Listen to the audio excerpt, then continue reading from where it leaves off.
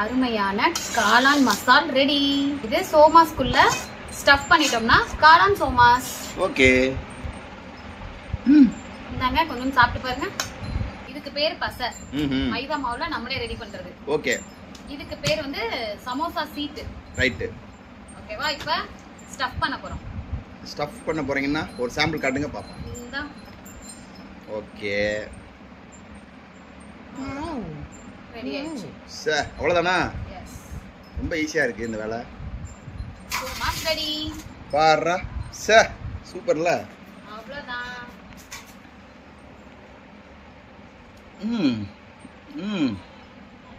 கைத்தொழில் ஒன்றை கற்றுக்கொள்.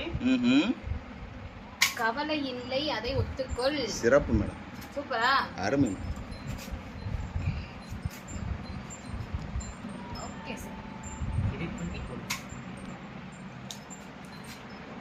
இது எக்ஸஸா இருக்கிறத கொஞ்சம் நம்ம சேவ் பண்ணி கட் பண்ணிட்டோம் அப்படின்னா இது வந்து வேஸ்ட் ஆகாது. இதை நம்ம காய வச்சு திரும்ப இதுல என்ன பண்றோம், ஃப்ரை பண்ணி உள்ள அப்படியே நொறுக்கி விட்டோம்னா பயங்கர டேஸ்ட் ஆயிடும்.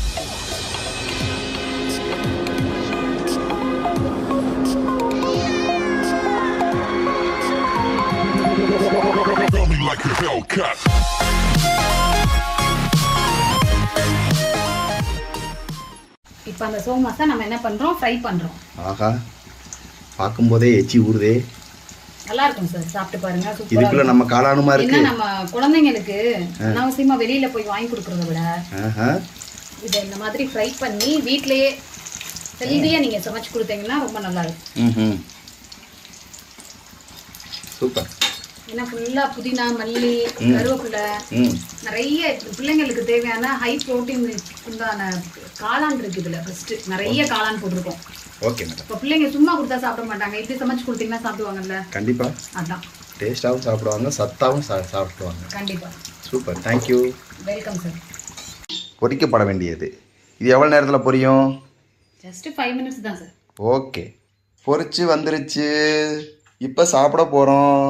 பார்க்கறதுக்கே அழகா இருக்கு, டேஸ்டாகவும் இருக்கும் போல தெரியுது. சாப்பிட்ருவோமா? ஒரே ஒரு காளான் சோமாஸ் டேஸ்ட் பண்ணி பார்ப்போம். நல்லா இருக்காங்க.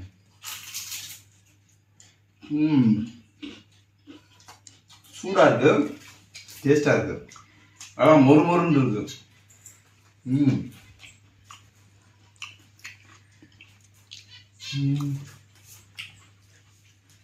எப்படி இருக்கு சார்? அருமை, அருமையிலும் அருமை. Super super super. டன்.